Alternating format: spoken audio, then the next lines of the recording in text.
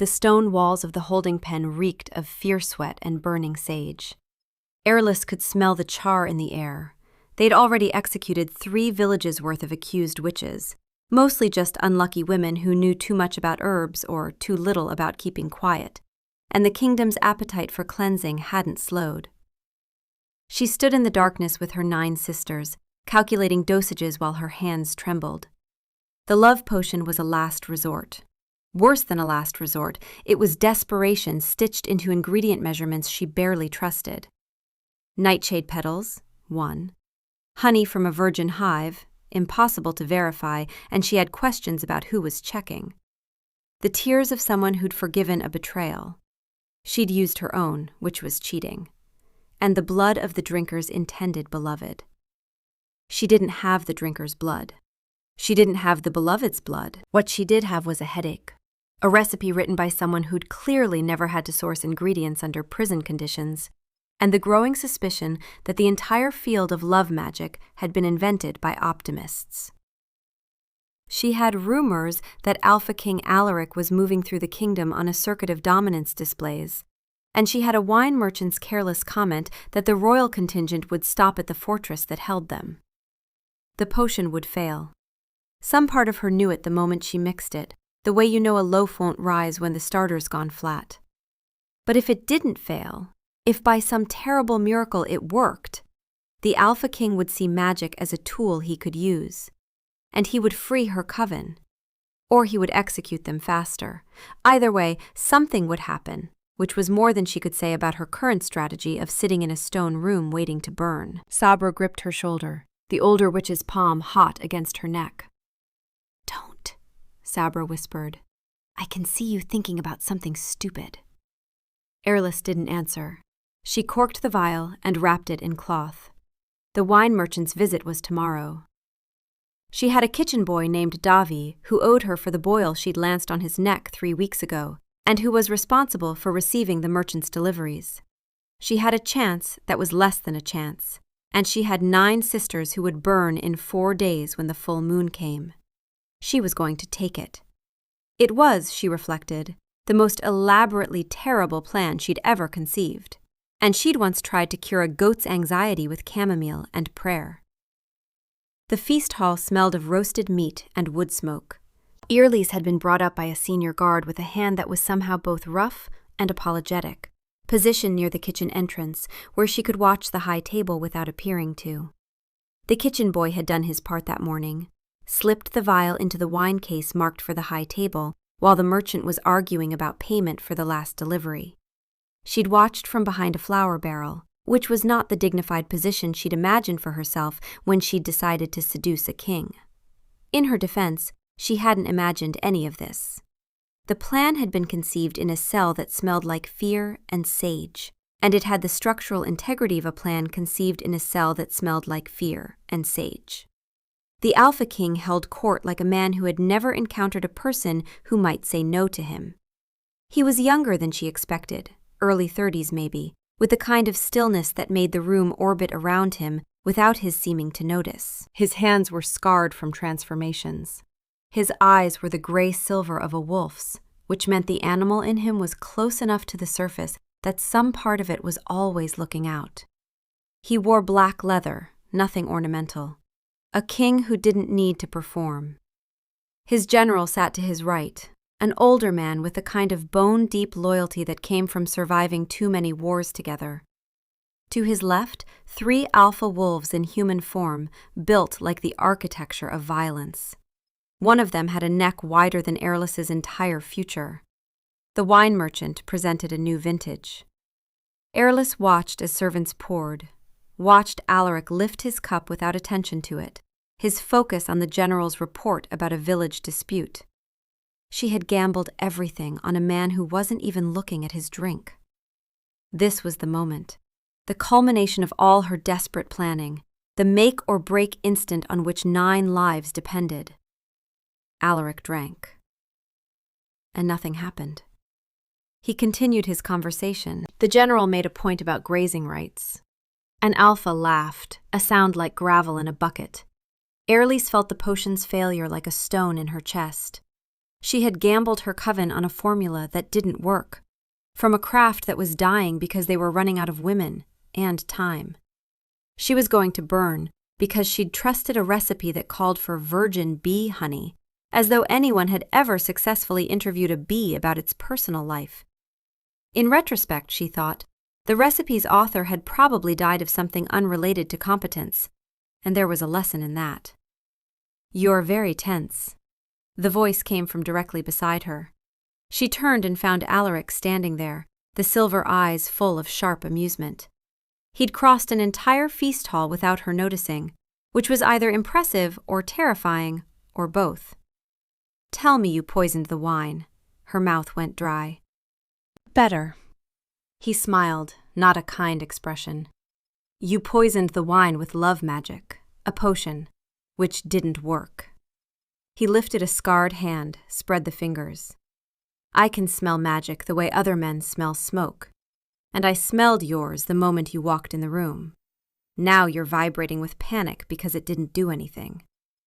He waited. She didn't speak.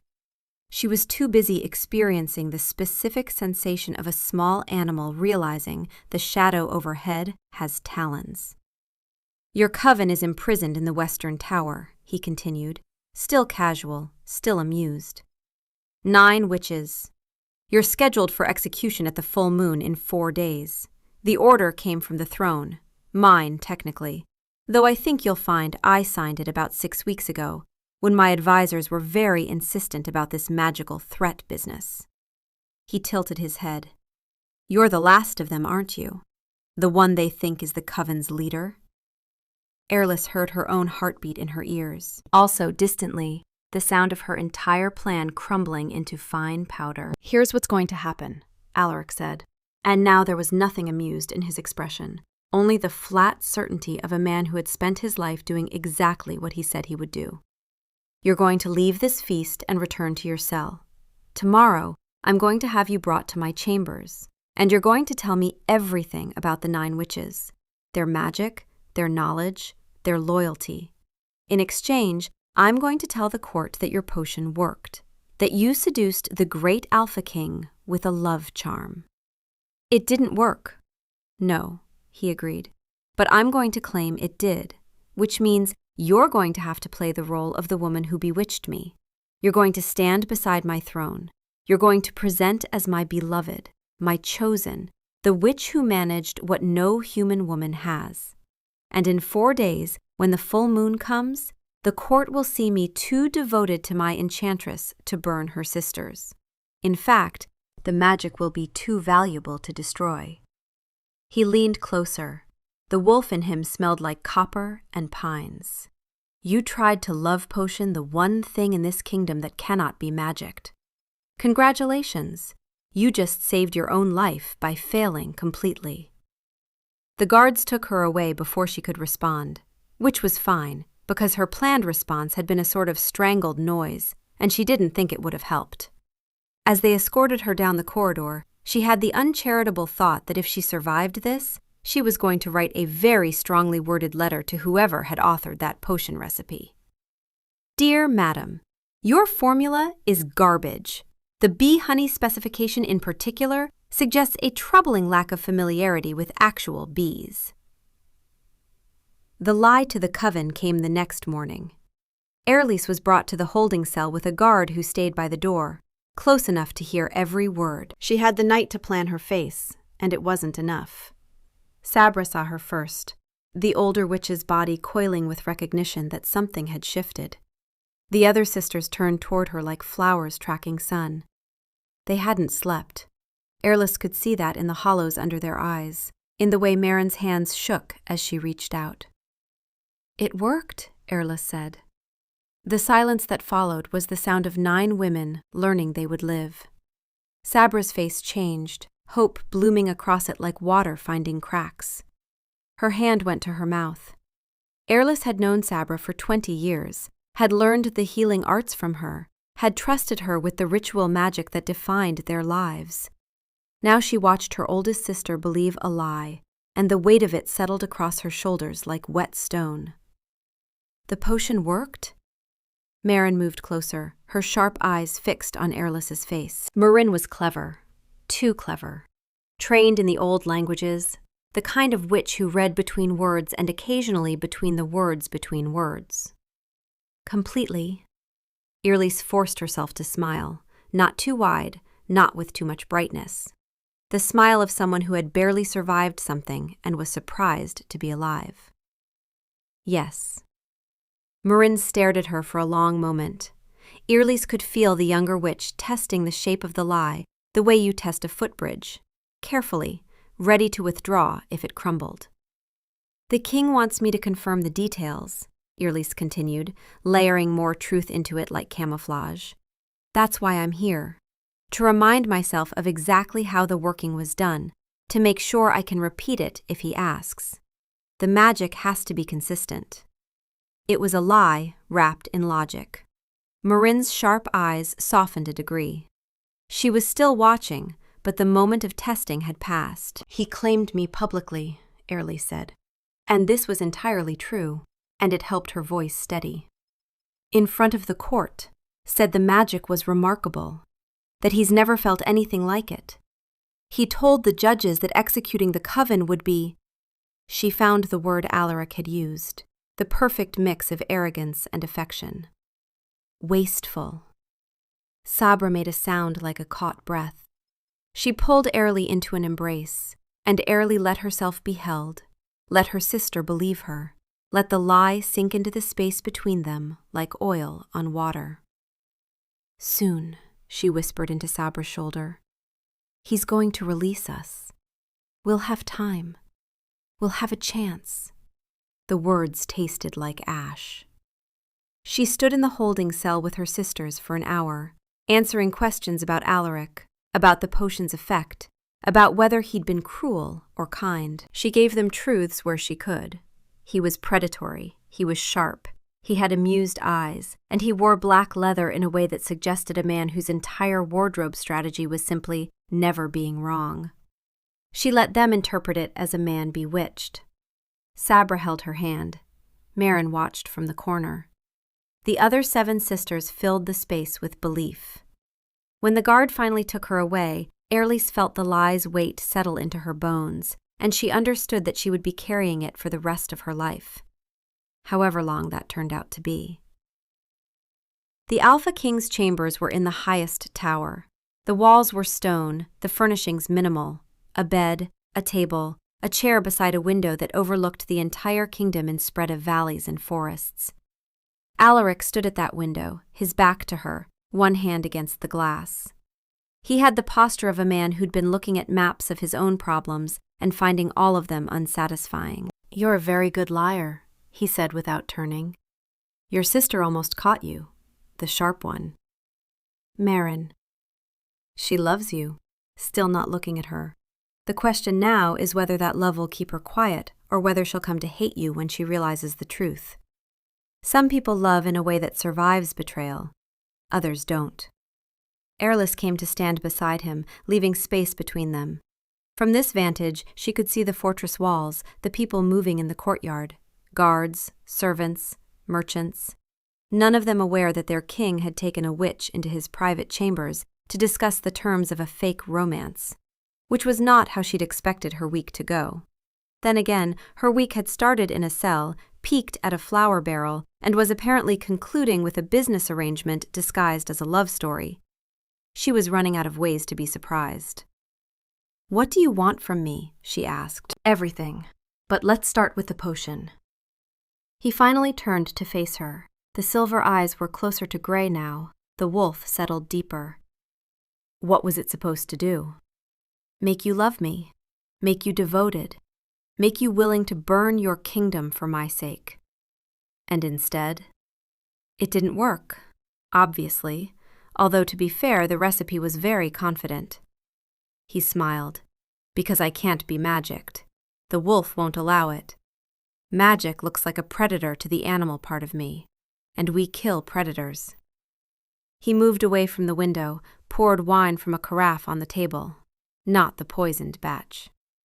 "Your magic works on human systems, emotion, thought, will. The wolf operates on instinct, scent, truth that has nothing to do with words. You can't magic something that doesn't think in words. He offered her the wine. She didn't take it. Smart, he said, amused. Don't accept drinks from powerful men, especially when you've recently poisoned one. Continue. Why did you claim the potion worked?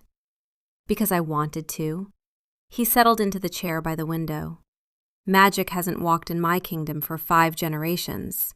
The old treaties are dead. Your coven is the last living connection to the time before my kind ruled, and they were going to burn because my council convinced me they were a threat. He sipped the wine. It turned out I was bored enough to be interested in finding out if my council was actually wrong about something as obvious as witch burning. And am I a threat? I have absolutely no idea. He looked at her with full attention now, the kind of focus that made the room shrink. That's the interesting part. You tried to love potion an apex predator with a craft that doesn't work on his breed. You failed spectacularly and then lied about the failure to save people you loved. That's either the most dangerous kind of stupid or the most intelligent kind of courage, and I can't tell which yet. He stood and moved closer. Here's what happens now.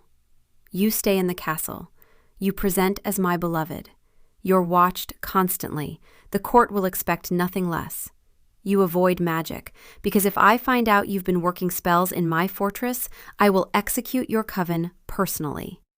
And you tell me everything about the witch knowledge your people have kept, the healing arts, the old ways, all of it.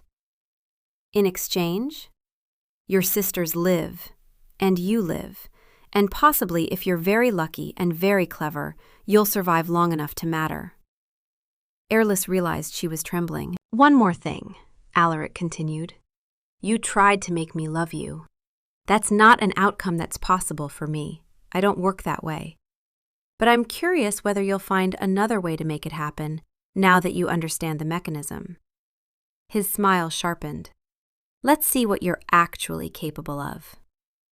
He gave her a chamber 2 doors from his own. It was nicer than anywhere she'd slept in her life, which was a low bar, given that her previous accommodation had been a stone cell with a bucket, but still. The bed had actual pillows. She sat on it and stared at the ceiling and thought, I have just entered a fake relationship with a wolf king who can smell lies. This will go well. The court was a cathedral of power. Earlys learned its rhythms over the first 2 weeks. Where Alaric sat when he wasn't on the throne, which advisors he listened to, few. Which he ignored completely, most. What made his fingers drum against the armrest, inefficiency, incompetence, boredom, and once, a presentation about grain tariffs that lasted 40 minutes and made even the wolves look like they wanted to chew their own legs off. She also learned that Keth, the alpha who sat to Alaric's left, had a resting expression that suggested he was perpetually evaluating whether the nearest person was food, and that the court historian had a voice that could put a war council to sleep within 11 minutes, a fact she had personally timed. She learned to walk at his side. She learned to stand close enough to be claimed without being close enough to be comforted. Alaric touched her in public, a hand at her back, fingers brushing her wrist. Never warm, never suggesting affection, always calculated for the court's observation. She watched them interpret it as magic, as bewitchment, as the terrible power of a witch's devotion. They believed it because Alaric believed it, and Alaric had spent his life persuading people that whatever he said was exactly true. The man could have told the court the sky was green and half of them would have started redecorating.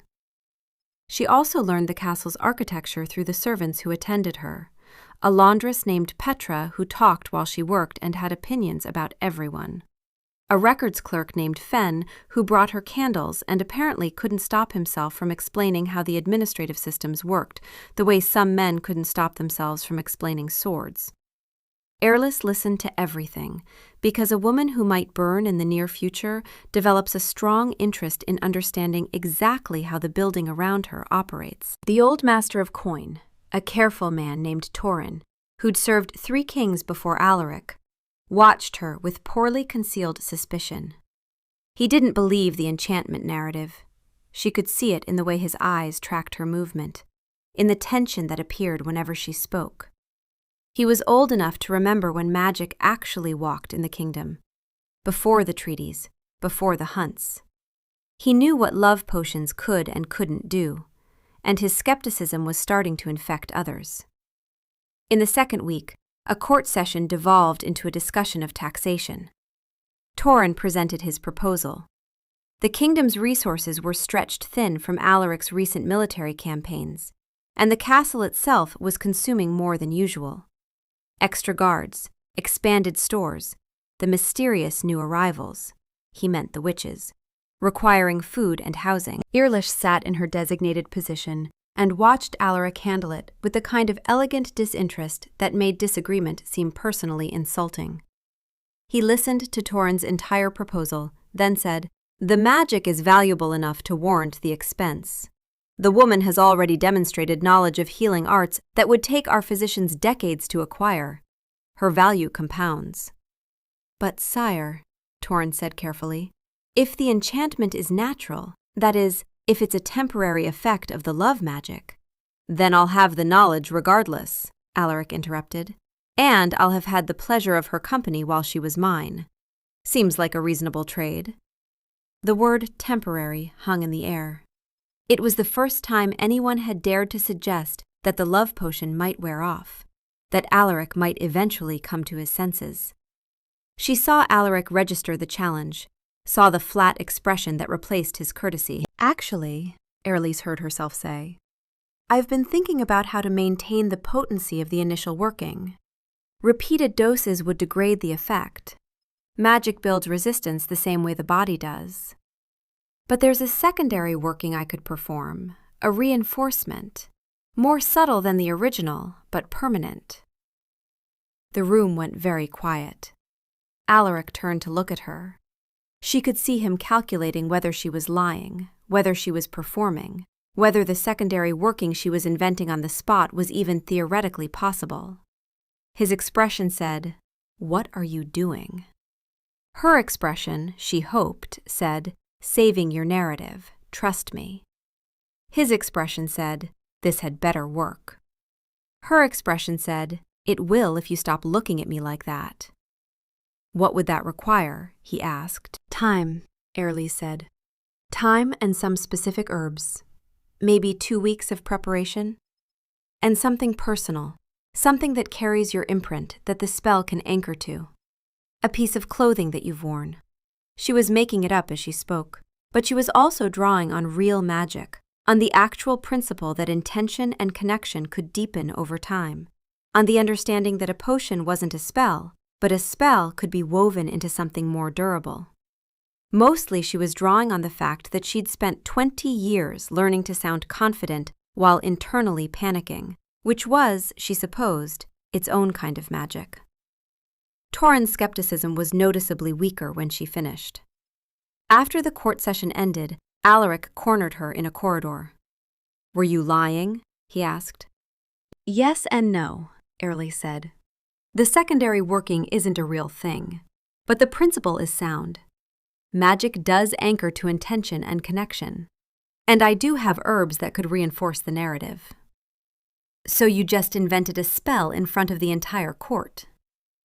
"I just gave them what they needed to believe," she said. "That you're not coming out of the enchantment. That you're not going to wake up one morning and wonder what you were thinking." He studied her for a long moment. "You're very dangerous." "I'm trying to survive," Erlise said, "the same way you are." "I'm not surviving," he said. "I'm running a kingdom. There's a difference." "Is there?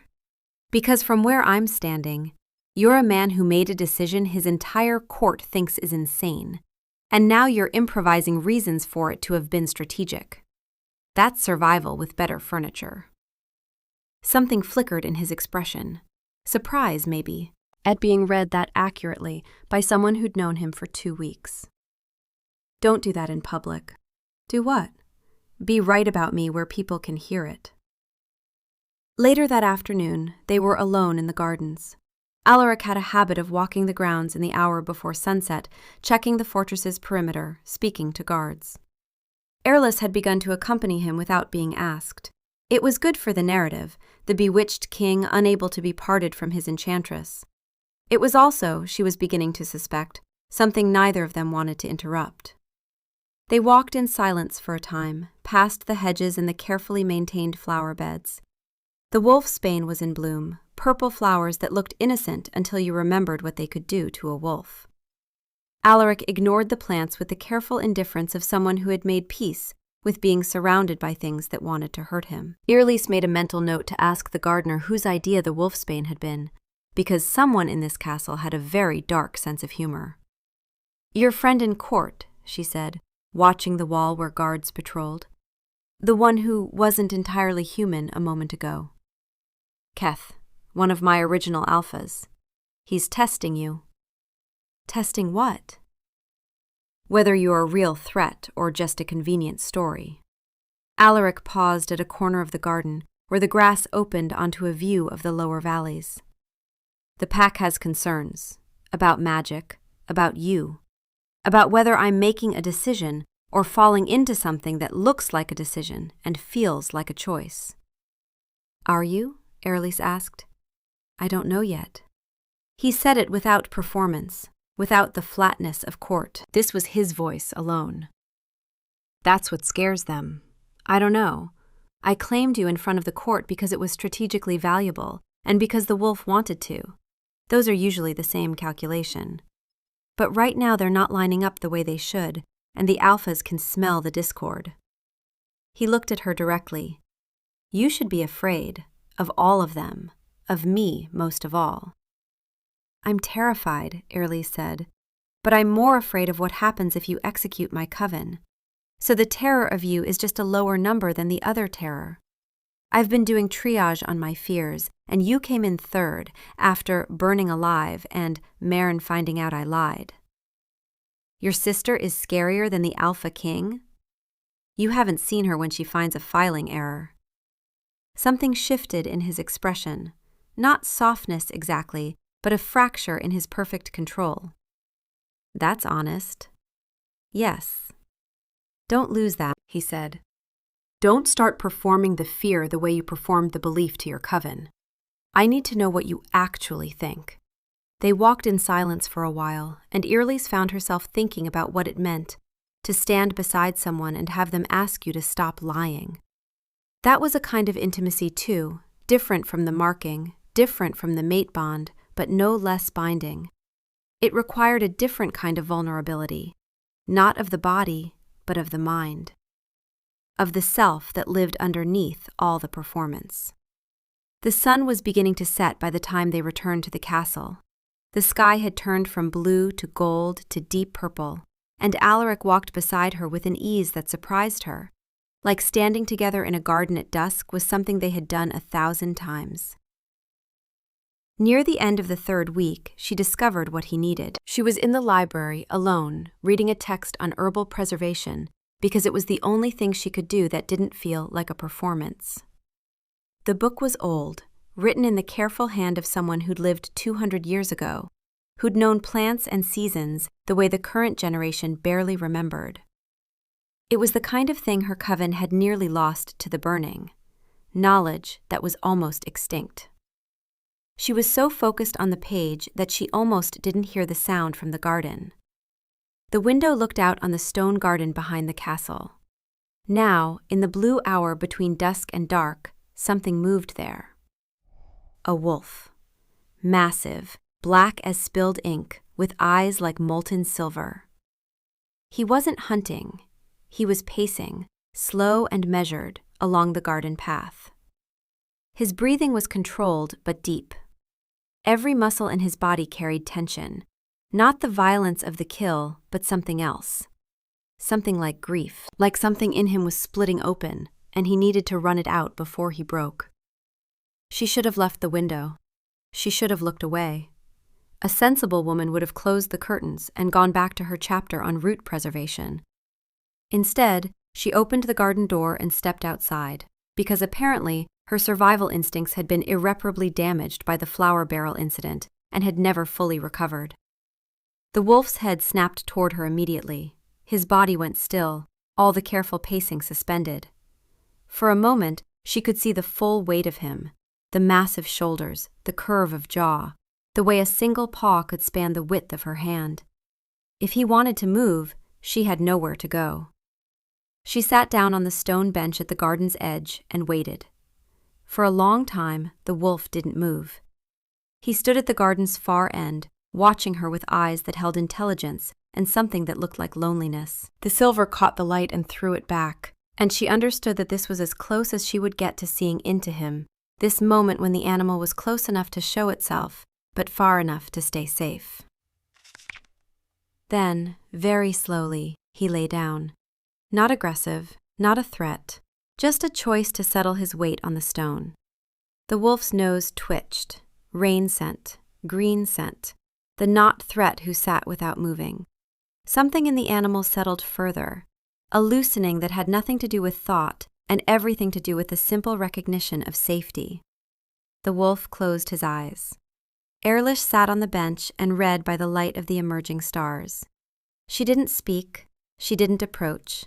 She just occupied the space beside him, present but not demanding. And very gradually the wolf's breathing deepened. The tension in his shoulders eased. He wasn't sleeping, but he was close to it. That state where the body could finally rest because the mind had stopped fighting itself. After an hour, the moonlight changed.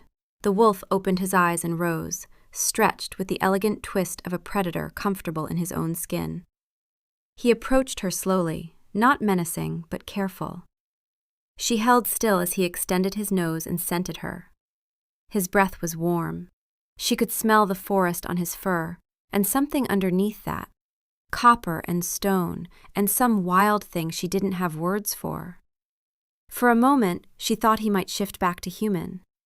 The wolf seemed suspended between forms, caught between the two parts of Alaric's being. But then he simply turned and padded back into the darkness, back toward the castle's interior, leaving her alone in the garden with the wolfsbane and the stars, and the understanding that something fundamental had changed between them. Later, in human form, standing in his chamber with the shift still warm in his muscles, Alaric let the animal part of his mind surface its verdict. She's insane. Or brave. Can't tell. One of them smells good. We're going to be difficult about her. He pushed the thought down. It didn't stay down. It rarely did when the wolf had already made up its mind, which was inconvenient because the wolf's decision-making process appeared to be, she sat still and smelled like herbs, therefore she is ours.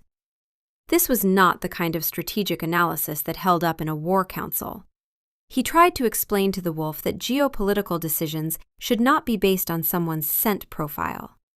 The wolf was unimpressed by this argument. Ehrlich understood, in that moment, that somewhere in the last 3 weeks, the performance had developed a layer underneath.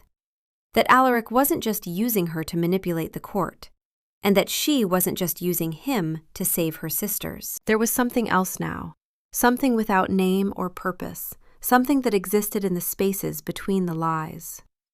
She gathered her book and went back inside. But she found herself thinking about what it meant to sit with someone in their raw form and not need them to be anything but what they were. That was the real magic, she thought.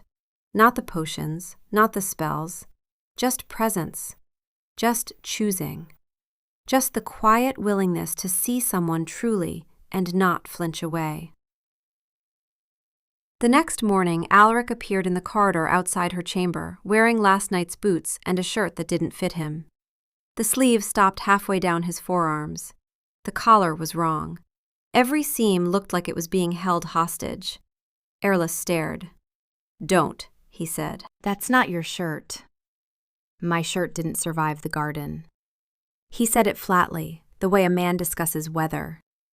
Shifting destroys clothing. This is a known fact. This is Keth's shirt, and Keth is smaller than me. And if you say one more word about it, I will have you reassigned to the kitchens.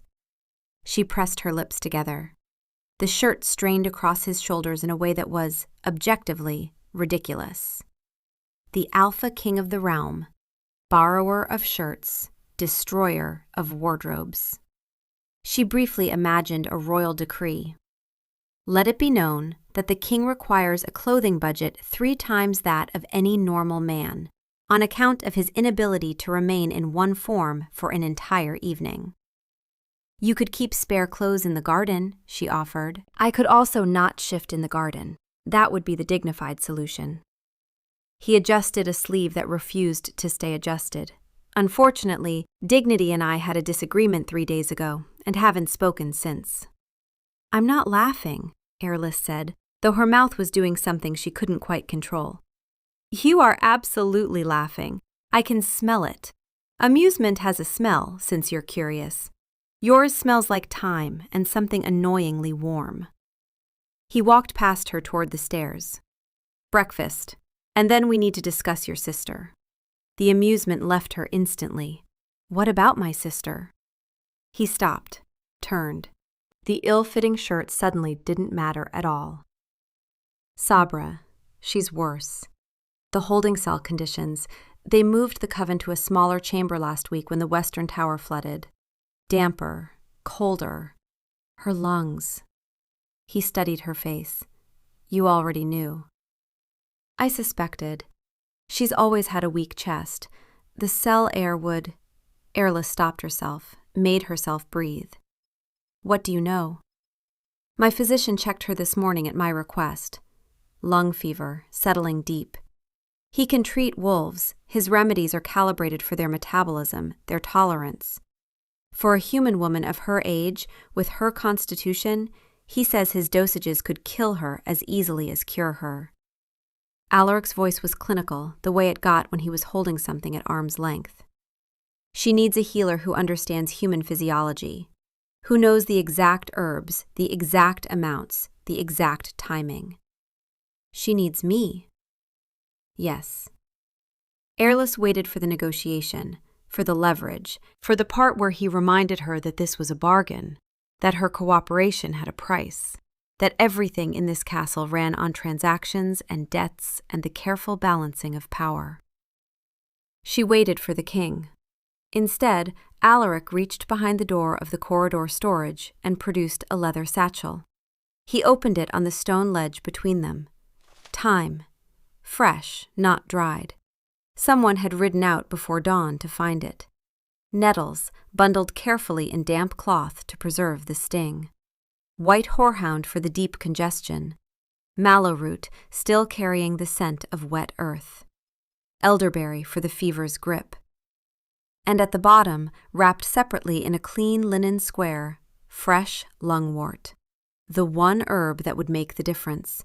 The one that didn't grow within 50 miles of the castle. Airless's hands stopped working. She stared at the satchel, at the precise selection, at the lungwort that someone had traveled hours to retrieve. How long has she been worse? She asked. Her voice came out wrong, too thin, too high. 2 days. I ordered the rider out the first evening. 2 days? You've known for 2 days and you didn't tell me? I wanted the herbs in hand before I told you. Telling you your sister was dying without the means to save her would have been... He paused, searching for the word. Cruel. And I've been many things to you, but I'm trying not to be that. Airlish reached for the lungwort with hands that trembled. She turned it in her fingers, feeling the familiar texture, the slightly sticky surface that meant it was fresh enough to work. The dosage calculations were already running through her mind. Sabra's weight, her age, the progression of the fever, the time she'd been untreated. I need boiling water, she said. Clean cloth. A private room where she won't be disturbed. And I need you to tell the guards that I'm to have unrestricted access to the holding cell until she's stable. Done. And I need... She stopped, looked at him, really looked at him, the way she'd looked at the wolf in the garden. Not at the king, not at the man running a game, at whoever had sent a rider into the night for lungwort 2 days ago and said nothing about it. What? He asked. Nothing, thank you. He nodded once, already turning away, then paused. The lungwort was the difficult one. The rider said the nearest stand was in the high valleys past Greywater. He also said the terrain was, and I'm quoting, a nightmare dreamed by goats. I thought you'd want to know. A beat. That will be the last time I send a man up a mountain for herbs without asking you first, which mountain. She almost smiled. Almost. You could have asked me.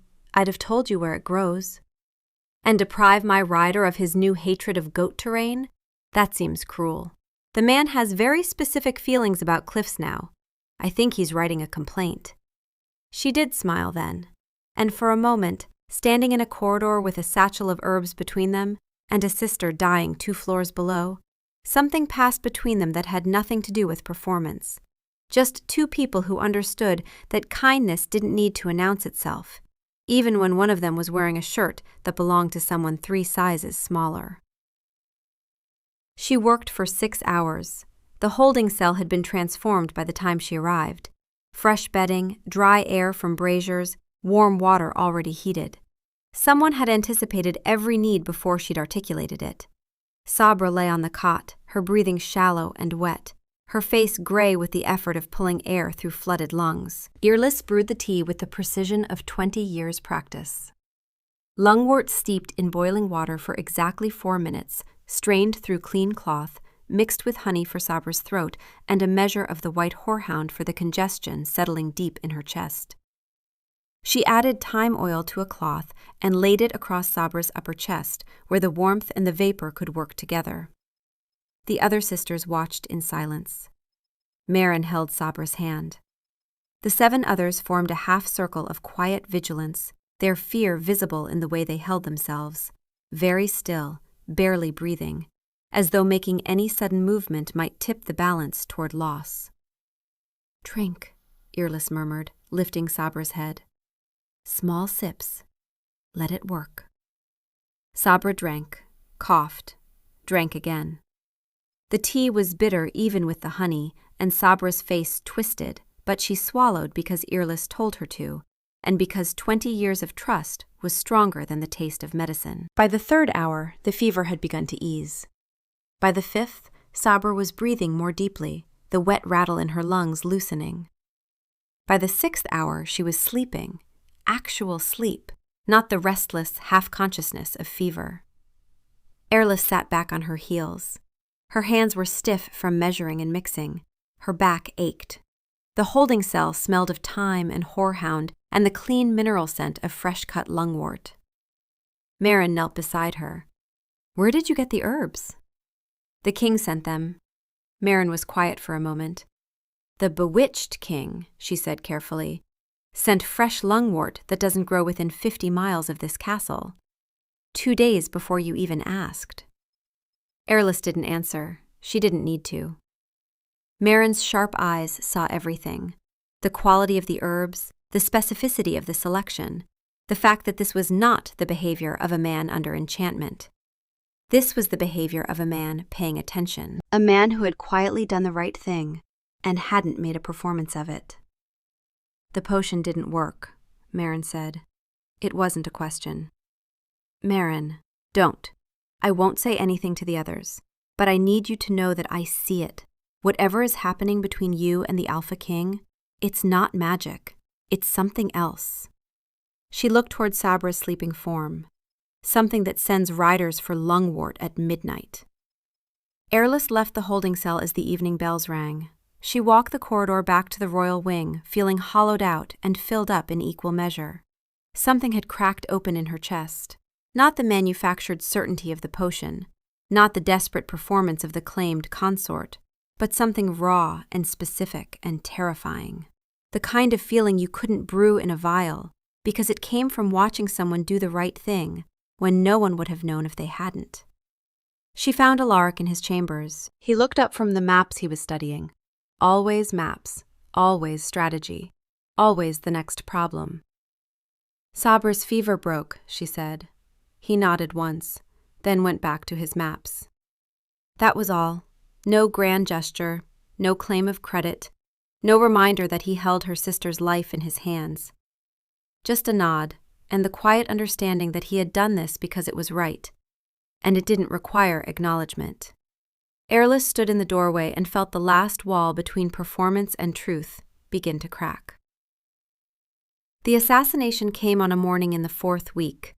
Airless had spent the past week reading everything Fenn, the records clerk, brought her. Patrol schedules, garrison reports, taxation records. Because a healer's instinct for diagnosis extended beyond bodies. Systems got sick too. And something in this castle's systems was wrong, in a way she couldn't quite name yet. Patrol routes had shifted. Supply requisitions from the eastern garrison had tripled. A land grant for a man named Henrik had been signed by Lucius 6 weeks ago. The same Henrik who captained the general's personal guard. She hadn't told Alaric yet. She wasn't sure what she'd found. She was still reading, still diagnosing, still looking for the shape of the illness underneath the symptoms. She was in the corridor near the courtyard, carrying a stack of Fenn's latest documents, when the world broke apart. The first crossbow bolt hit the wall 2 inches from Alaric's head. He'd been crossing the courtyard toward the stables, dressed for an early ride, and the bolt came from the battlements above, from inside the castle's own defenses. 6 men in unmarked armor dropped from positions along the wall, moving in coordinated formation. Moving toward Alaric. This wasn't an assassination attempt on a witch. This was a decapitation strike on the king. Alaric moved with the reflexes of something that was only partly human. The second bolt missed because he was already in motion, spinning toward the nearest attacker with a speed that made the air blur. He hadn't shifted yet, still in his riding clothes, still human, still assessing. Then the third bolt caught him in the shoulder, and he shifted between heartbeats, the human form collapsing inward, the wolf exploding outward. Massive, black, pale silver eyes, wild with fury. The bolt's shaft snapped off in the shift, but the head was still in him. He moved like water with a wound, slower on the left side, compensating, lethal but compromised. 4 of the attackers went down in the first minute. The wolf was staggering now, blood matting the fur along his left flank, the bolt's iron point grinding against bone with every lunge. The 2 remaining assassins had clearly planned for this. They split apart, forcing the wounded wolf to choose a direction. The crossbowman on the battlements was reloading. From his angle, he had a clear shot at the wolf's exposed flank. Airlie could see the geometry of it, the bolt, the wolf, the distance that was too far for Alaric to close before the shot landed. She ran. Not toward safety, not toward the castle interior, but across the courtyard at an angle that put her between the crossbowman and the wolf. She didn't have a weapon, she didn't have magic, not the kind that worked in a warded castle. She had her body, and the understanding that if the next bolt hit Alaric's flank, the iron would find his heart. The bolt hit her instead. It took her in the side, just below the ribs, and the world went very white and then very red, and then very, very quiet. She heard herself make a sound that wasn't a scream, more like all the air leaving her body at once. She hit the cobblestones. The sky was very blue above her. She had the absurd thought that she should have stayed behind the flour barrel. The flour barrel had never hurt anyone. The wolf's howl split the courtyard in half. Not a howl of pain, not grief, not yet. Rage. The kind of sound that emptied the world of everything except itself. The remaining 2 attackers died in the space between that howl and the silence after. The crossbowman on the wall died trying to reload. He didn't finish. Airless lay on the cobblestones and watched the sky and thought about dosages. The bolt was in her right side, below the rib cage, which meant liver or kidney, or, if she was very lucky, the fleshy part that contained nothing critical. She couldn't tell. Her hands were trying to find the wound, and finding instead a bolt shaft and a spreading warmth that she knew, with the clinical detachment of a healer, was blood loss. This is what you get, she thought, for falling for a man you can't even properly poison. Also, ow! The wolf was beside her, enormous, panting, his own blood mixing with hers on the cobblestones. The silver eyes were wild with something she'd never seen in them before. Not the controlled assessment of a predator, not the amused calculation of a king. Terror. The wolf was terrified. He nosed at her wound, frantic, his massive head pushing against her hands as though he could somehow heal her by proximity. A whine escaped him, high and thin, a sound that did not belong to a creature that size. His body curled around hers, the huge frame forming a wall between her and the courtyard, and the whine became a sound she had no word for, the noise an animal makes when the thing it chose has broken and it doesn't know how to fix it. She laid her hand on his muzzle, blood on her fingers smeared across the black fur. "The bolt didn't hit anything critical," she said, though she wasn't entirely sure about that. "I need you to shift back. I need hands, not paws. Alaric, shift." The wolf didn't move. The silver eyes stared at her with an expression that, in a human face, would have been the look of a man watching the world end. "Alaric," she said again, firmer. "I'm a healer, and I'm telling you to shift back and pull this bolt out of me before I have to do it myself, which I will, and I'll be very annoyed about it, and you'll hear about it for years." The shift was violent, graceless, none of the usual fluid transition. He went from wolf to man in a wrench of bone and muscle, and then he was kneeling beside her, naked and blood-covered and shaking so badly his hands could barely find the bolt. His sleeping clothes had been destroyed in the courtyard shift. His riding shirt was in pieces. He was, she noted with the part of her brain that was apparently immune to crisis, completely naked in a courtyard full of dead men and castle guards, and nobody was looking at him because they were all looking at her. "Hold still," he said, and his voice cracked on the second word. "I'm the healer here," she said. "Grip the shaft close to the skin. Pull straight, don't angle it. Do you have clean cloth? You're giving me instructions on how to save your life while you're bleeding on my courtyard? Someone has to.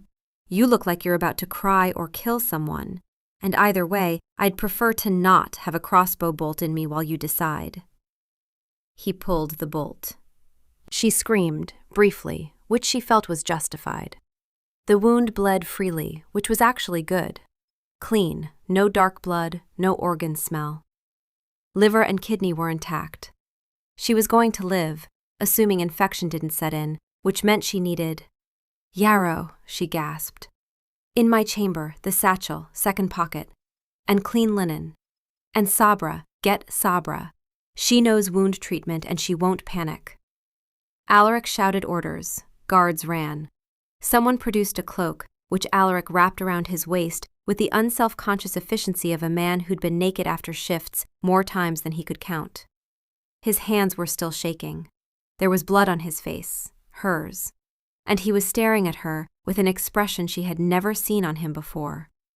Not the silver amusement of the feast hall, not the clinical control of the court. Something broken open, something that looked like the moment after you understand what you're about to lose.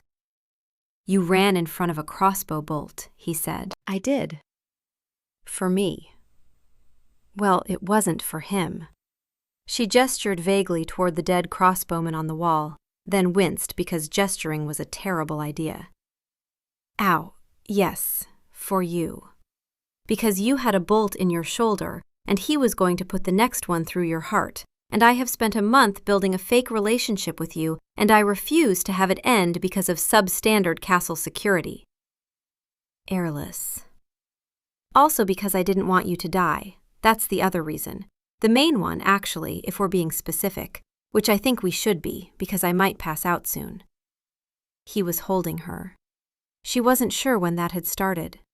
His arms were around her, careful of the wound, and his face was pressed against her hair, and she could feel his heartbeat hammering against her shoulder. Too fast, too hard. The rhythm of a man who had just discovered something he didn't know how to say. "The potion didn't work," he said into her hair. "No. This isn't a potion. No. This is the other thing, the real thing. The thing I said couldn't happen to me. Apparently it can. Apparently it can." He pulled back enough to look at her, and his eyes were completely silver, the wolf right at the surface, and both of them, the man and the animal, were looking at her with the kind of raw, unmasked devotion that made her forget she had a hole in her side. Sabra arrived with the yarrow and clean linen, and the specific calm fury of a woman who'd been told her student had been shot with a crossbow and was going to have opinions about it. She dressed the wound with the efficiency of 30 years of practice, muttering about idiots who run toward projectiles, and then ordered Alaric, the Alpha King, the most powerful man in the kingdom, to carry Airless to her chamber and not jostle her, or she would personally make his life very difficult. Alaric carried Airless without argument. He also at some point acquired a shirt, though Earlys was too focused on not passing out to notice whose it was. She hoped it was Keth's again. Some traditions are worth maintaining. She woke in her chamber to find Alaric sitting in the chair beside her bed. He was dressed now, his own clothes this time, but he looked like he hadn't slept. The fire was low. The room smelled of yarrow and the beeswax candles that Fen kept bringing her. "How long?" she asked. "A day. Sabra's checked on you 4 times. Marin has checked on you twice and reorganized your herb shelf both times, which I believe is her way of expressing concern." Earlys tried to sit up. The wound protested. She compromised by propping herself on one elbow and glaring at the pain until it became manageable. "The attackers," she said. "Dead, all of them." "Who sent them?" Alaric was quiet for a long time.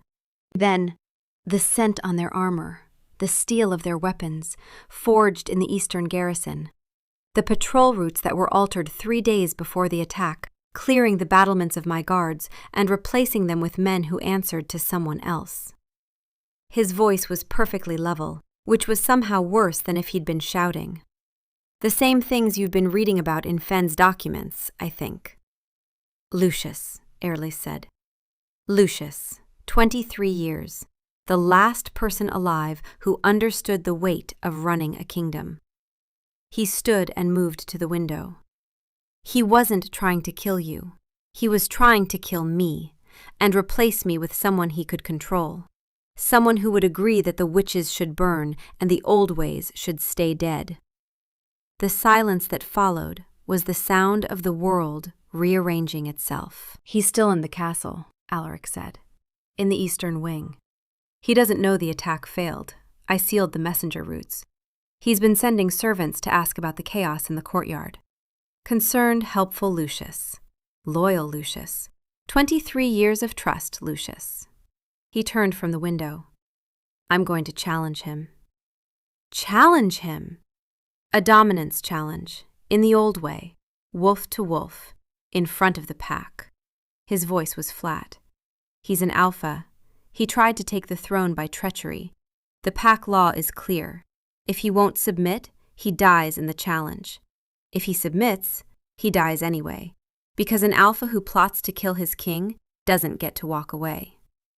"Alaric, he tried to kill me, and he almost killed you." Something cracked in the flatness of his voice, just for a moment. "The bolt was meant for my heart. You stepped in front of it. You, a human woman with no armor and no magic in a warded castle. You ran across a courtyard and put your body between a crossbow bolt and a wolf who weighs 4 times what you do." He was staring at her. "Why?" "I already told you why." "Tell me again, without the jokes, without the deflection, without the part where you make it sound reasonable." Airless looked at him. The exhaustion in his face, the silver still burning in his eyes, the tension in his shoulders that said the wolf was right beneath the surface, waiting. "Because I love you," she said. "Not because of a potion, not because of a deal. Because you sent a rider for Lungmort and didn't tell me. Because you sat in a garden as a wolf and let me stay. Because you nod when something matters and you don't make it into a performance. Because you're wearing your own shirt today and I'm actually slightly disappointed. Because you are the most infuriating, complicated, terrifying man I have ever met. And I stepped in front of that bolt because the alternative was a world without you in it. and that world can burn. He crossed the room in 2 strides and kissed her, carefully because of the wound, but with the kind of intensity that suggested careful was costing him everything he had. When he pulled back, his forehead resting against hers, his breath uneven, the wolf was so close to the surface that his eyes were pure silver. "I need to deal with Lucius," he said. "I know. I need you to stay in this bed." "Absolutely not." "Airlise, I have a crossbow wound, not a death wish. I'm going to watch. I am going to sit in a chair and watch, because the woman who stepped in front of a bolt for you has earned the right to see how this ends." He looked like he wanted to argue. The wolf looked like it agreed with her. This appeared to annoy him. "Fine," he said, "but if you open that wound, Sabra is going to kill both of us, and I want that on record."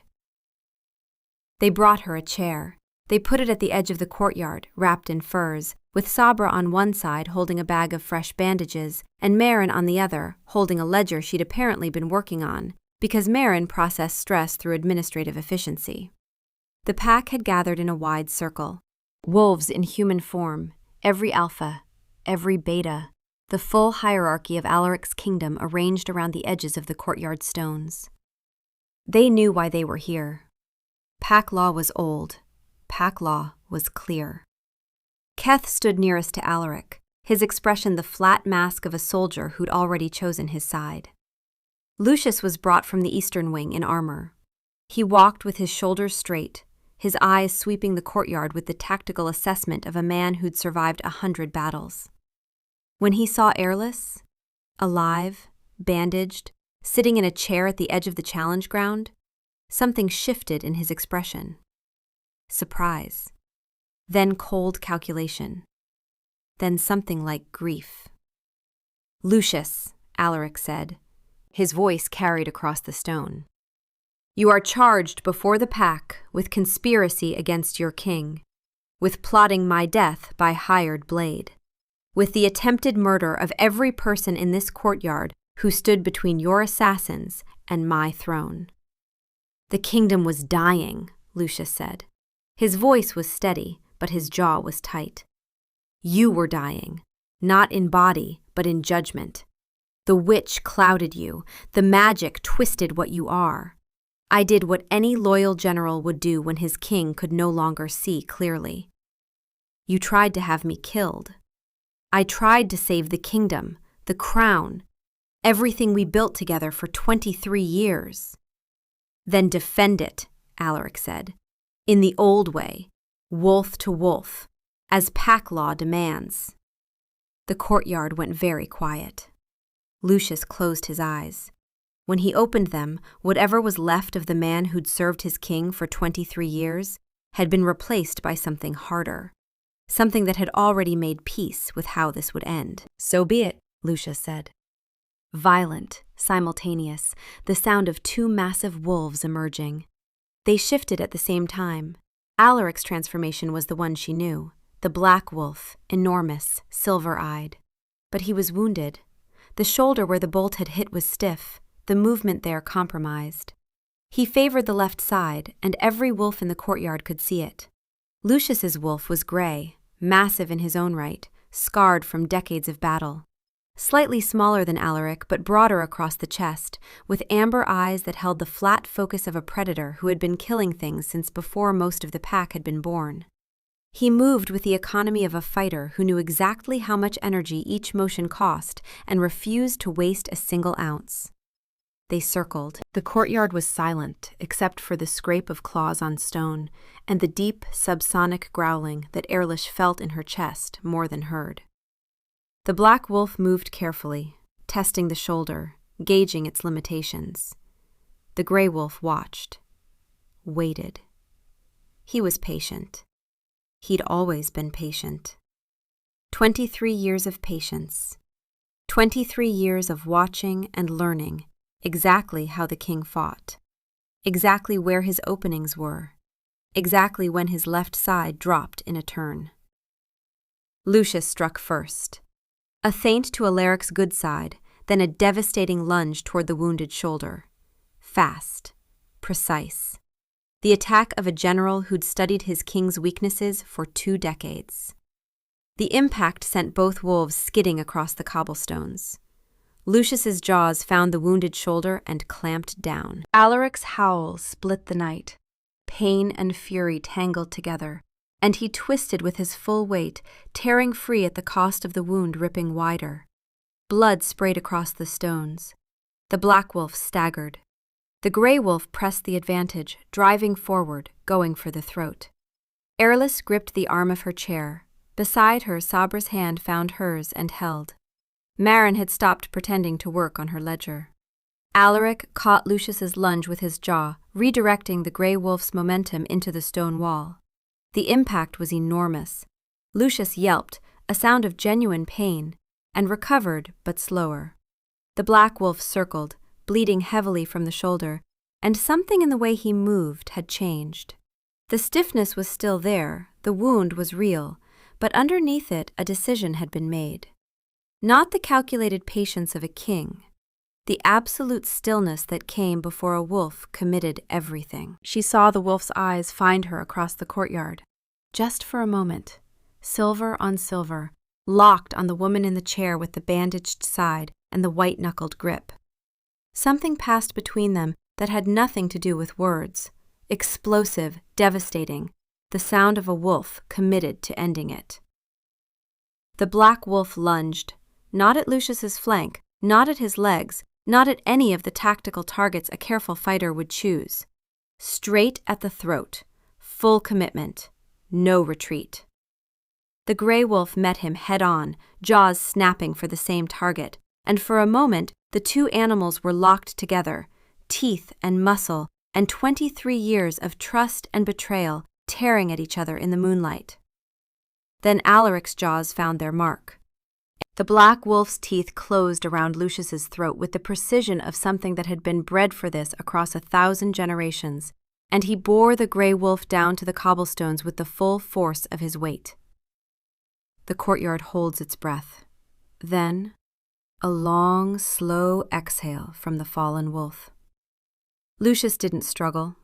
The gray wolf lay on the stones with the black wolf's jaws at his throat, and something in the amber eyes shifted.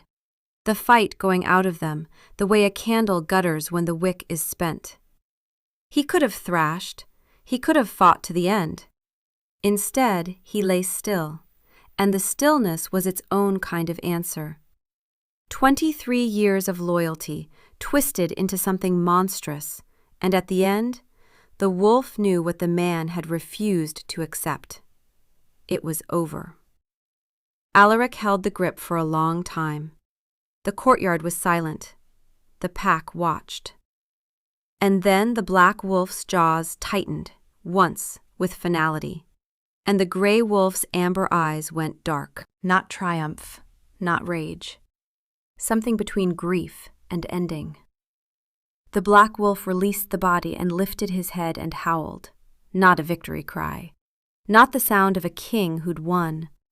The sound of a man who'd just killed the closest thing he'd had to a brother, and who would carry the weight of it for the rest of his very long life. The pack answered. One by one, the wolves in the courtyard tilted their heads back and joined the howl, until the night was full of it. A wall of sound that was grief and acknowledgement, and the terrible clarity of pack law fulfilled. They howled for the general who'd served them. They howled for the betrayal that had ended him. They howled because howling was the only honest thing left to do. Ehrlich sat in her chair with tears on her face, and her wound aching, and Sabra's hand in hers. And she understood that she was watching the cost of everything she'd set in motion the day she'd corked a vial and decided to gamble. He came to her chamber hours later, after the body had been carried away, after the pack had dispersed, after the castle had settled into the particular silence that followed violence. He was in human form, dressed in clean clothes, but she could see the night on him, in the hollows of his eyes, in the way he moved like something that had been taken apart and put back together wrong. The wound on his shoulder had been dressed by the physician. The wound inside him had not. He sat on the edge of her bed without speaking. She didn't ask him to talk. She just shifted, carefully, because the crossbow wound made everything careful, until she could reach his hand. He let her take it. His fingers were cold. They sat like that for a long time. The fire crackled, the castle breathed around them. Somewhere in the eastern wing, Lucius's quarters were being cleared by servants who didn't know what to say, and so said nothing. "I keep thinking," Alaric said finally, his voice rough, "that he was right about one thing. Not about killing me, not about the conspiracy, but about you changing me. He saw it before I did, that I was becoming someone different because you were there, and he couldn't accept that the different version might be better." Was he wrong about the changing? No. He looked at her. The silver was muted now, exhaustion dulling it. "I am different. I was a king who signed execution orders because my advisors said to, who let women burn because it was easier than questioning the premise, who walked through a kingdom and never once asked whether the machine I'd built was worth the fuel it consumed. And then a witch, with a terrible potion and very good cheekbones, sat in my garden and read a book, and I became someone who sends riders for lungwort. My cheekbones are only slightly above average. They are extraordinary, and you know it. Don't fish for compliments while I'm having an emotional crisis." She squeezed his hand. He squeezed back. "I need to ask you something," he said. "Yes? I haven't asked it yet." "I know, but the answer is yes." He pulled back to look at her. "You don't know what I'm going to ask. You're going to ask about the marking, the mate bond, whether I want it to be real, now that the pretending is over and the general is dead and the kingdom is watching and everything is different. How did you? Because I'm a healer, and I've been reading your symptoms for a month." She reached up and touched his face, and the wolf surfaced in his eyes at the contact, silver flooding the gray. "Yes, I want the bond. I want the marking. I want it to go both ways. I mark you, you mark me. The witch claims the Alpha King, not just the other way around." Something flared in his expression, surprise, and then something deeper, something that looked like the wolf and the man arriving at the same conclusion for the first time in weeks. He tilted his head, bared his throat. The Alpha King, who had never submitted to anyone, offering his neck to a witch with a crossbow wound and a history of terrible potions. She bit down first, not gently, not with hesitation, the way a woman claims what she has decided is hers. His breath caught, a sharp intake, not pain exactly, but the shock of being chosen by someone who could have walked away. The bond opened between them like a door she hadn't known was there. Not magic, not the artificial pull of a potion, something older. Something that had been building since a flour barrel and a failed recipe and a king who'd smiled and said, "Congratulations, you saved yourself by failing completely."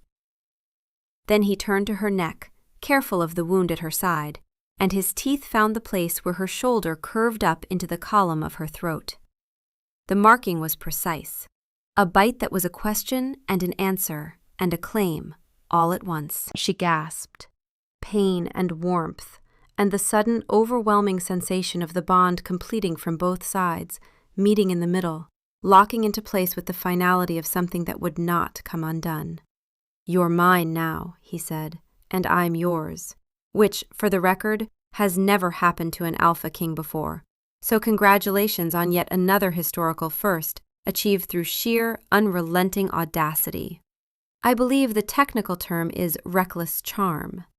The technical term is you ran in front of a crossbow bolt in a nightgown. We're going to have a conversation about that. Later, much later, he agreed, and kissed her again, and the mate bond hummed between them like a string that had finally been tuned to the right note. In the back of his mind, the wolf offered its assessment of the evening. She bit us first. This is either a very good sign or a very bad sign. Either way, we're keeping her. File under non-negotiable. In the days that followed, the court had to be managed. Irlis moved through it, slowly, because the crossbow wound was the kind of injury that made even walking feel like an opinion, with the understanding that every eye was watching. She was still the witch. Still the woman who had supposedly seduced the Alpha King with love magic. But now there was something else in the narrative. The fact that she had stepped in front of a crossbow bolt meant for his heart, and the mutual marking on both their necks that made it clear this was not enchantment. This was a choice, made by both of them, in blood. The court found it terrifying and romantic in roughly equal measure, which Irlis considered the ideal ratio. Sabra was brought to better quarters. The other sisters were released from the holding cell and given work in the castle. Marin became a scribe, the fastest route to accessing every document in the building, which Irlis suspected was Marin's way of running her own diagnostic on the kingdom's systems. 3 of the others joined the kitchens. 2 went to the library. 1, to everyone's surprise, befriended Keth's pack and started running with them on the dawn circuits, which Keth reported to Alaric with the expression of a man who didn't know how he felt about it and wasn't going to examine the question further. Within the week, Irlis found herself in the library with Marin. The younger witch was cataloging texts, her sharp eyes moving across titles with the precision of someone trained in knowledge and order. "I told the others," Marin said without looking up from her work. Irlis went still. "About the potion."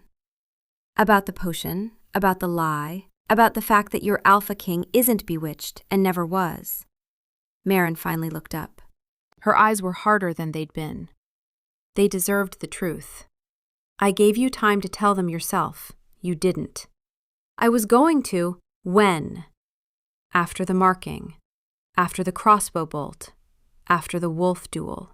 Marin's voice was steady, precise. Sabra cried. "Not because you lied, she understands why. Because you didn't trust her enough to stop. Anouk hasn't spoken to anyone since. The others are processing." Irlis felt the words land like stones. "He could still hurt you," Marin said. "Yes," Irlis said. "He could." "And you chose him anyway. And then you stepped in front of a crossbow bolt for him, which is either the bravest or the most idiotic thing I've ever heard, and I've read a lot of history." "I chose the truth of him, not the safety of him. Those aren't the same thing." Marin turned back to her books. "Sabra will forgive you. She forgives everything. But some of the others will hold the lie against you for a long time. They'll think you sacrificed truth to survive, and they'll be right. You can't unsay that." "I know," Irlis said. "Good," Marin said. "Then we know where we stand, which is better than a lie, even a necessary one." She paused. Then, very quietly, "Also, the filing system in this castle is atrocious. I've reorganized 3 departments already, and I think the Master of Coin is afraid of me. The treasury records appear to have been maintained by someone whose primary qualification was optimism. I'm going to fix it. This is not a request." "Marin, I'm just saying, if you're going to be the Alpha King's witch, someone should make sure the kingdom's records aren't held together with hope and string. You handle the romance and the crossbow wounds. I'll handle the infrastructure. Division of labor." On the night of the full moon, Alaric took her to the courtyard outside the castle. She walked beside him under her own power, though slowly, and with Sabra's voice in her head, reminding her that if she tore her stitches, she'd be re-sewn without the numbing herbs, and that was a promise, not a threat. The stones were silver with light. The pack had gathered, the alphas and the younger wolves, all in their human forms. They were waiting. The space where Lucius would have stood was empty, and no one pretended it wasn't. "Your sisters are free now," Alaric said. "The order has been issued. The kingdom knows that magic is not a threat, that healing is not corruption, that the old ways are worth preserving." Irlis understood what he wasn't saying, that this had cost him, that Lucius's death was a wound that would never fully heal, that the other alphas were watching to see if the king's judgment was sound or if he'd made a terrible mistake. "Are you afraid?" she asked. "Terrified," he said. that we're starting something that can't be stopped, that I've opened a door that will eventually swallow the kingdom, that your sisters will learn magic from the old places and decide that you don't need me anymore." He paused. "That you'll realize you could have survived without the marking, without the claim, without the mate bond, without the extremely dramatic crossbow incident." "The crossbow incident wasn't dramatic. It was practical. You were about to die. You were wearing a nightgown. It was a very sturdy nightgown." "What does your wolf think?" Airless asked. "That you're trouble. That you're going to cause political nightmares. That he's never been happier in his existence." A beat. "He also thinks the filing reorganization your sister is doing to the Treasury records constitutes a hostile takeover, but he's been overruled. Marin is apparently scarier than pack law." Keth agrees. Alaric ran his fingers along the marks on her neck, where the mating was settling into the landscape of her skin. He touched his own mark, her bite, with the kind of absent wonder that suggested he still wasn't entirely sure how it had got there. "We'll figure out the rest," he said. "The kingdom, your coven, what happens when magic returns to a land that burned its practitioners. But tonight, I need you to understand something." "What?" she asked. "That the Alpha King's witch is not a title. It's not a role. It's a fact now. Whether you want it or not, whether it's safe or not, whether your coven forgives you or not. The wolf knows you. The wolf chose you. The wolf never chooses wrong. The wolf chose me because I sat still and smelled like herbs. The wolf chose you because you sat in a garden with a predator and read a book, and then you ran in front of a crossbow bolt in a nightgown, and then you bit me first during the marking like that was a perfectly normal thing to do. That's either insane or brave, and the wolf has decided it doesn't care which. It has also decided that you smell like time and home, and it would like you to stop getting shot, please, because its heart can't take it." The pack shifted then, not all at once, but starting with the alphas. The human forms collapsed inward, the wolves expanding outward, until the courtyard was full of massive bodies and silver fur. It was a display of power and of trust, the pack showing itself to the witch without fear. Alaric was the last to shift. The transformation was beautiful and terrible, the human king collapsing into something far more primal, the wolf rising up in his place. He was enormous, black as the space between stars, with eyes that remained the pale silver of the man underneath. His shoulder bore the scar of the crossbow bolt. He would carry it forever. He approached her slowly. She held still. The massive head lowered until his nose was level with her chest, and he scented her, his mate, his chosen, the woman who smelled like time and bad decisions, and the kind of courage that had no business existing in someone who couldn't even shapeshift. His breath was warm against her skin. The silver eyes held no language, no thought she could read as words, but the meaning was unmistakable in the way his body settled, the way the tension left his shoulders, the way the enormous wolf simply exhaled against her and was still. Mine. Not as a word, as a fact, as the only fact that mattered. The pack began to run then, out through the castle gates and into the night. Alaric stayed behind long enough for her to see the human flicker across his eyes, the acknowledgement that he was still there underneath the animal, and that he was coming back, and that he would always come back. Then he turned and followed, his massive form disappearing into the darkness. Airly stood in the silver moonlight with a crossbow wound and a mate bond and a coven that was furious with her and a kingdom that didn't know what to do with her. And she understood that the performance had finally ended. She was no longer the witch who'd attempted a love potion. She was the woman who'd survived it by failing, who'd chosen the truth over the safety of the lie, who'd run across a courtyard in a nightgown because the alternative was unacceptable, who'd learned that the most dangerous magic wasn't something you could mix in a vial. It was the kind that lived in choices, in presence, in the moment when you stopped being afraid of what someone could take from you and started trusting what they might give. The full moon rose over the kingdom, and for the first time in 5 generations, magic was not a threat to be burned. It was a promise to be kept.